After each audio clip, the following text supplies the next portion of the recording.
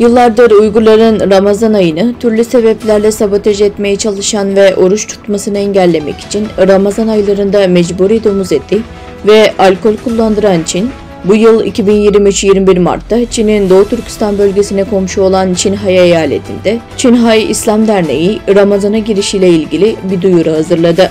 Duyurusunda Ramazan'ın girişi için ay izleme etkinliği planlanmış ve İl İslam Derneği'nin Ramazan orucu için ayı seyretmek araştırma ve değerlendirme ekibi 22 Mart Şaban'ın 30. günü olduğundan 23 Mart Ramazan'ın ilk günü ilan edildi.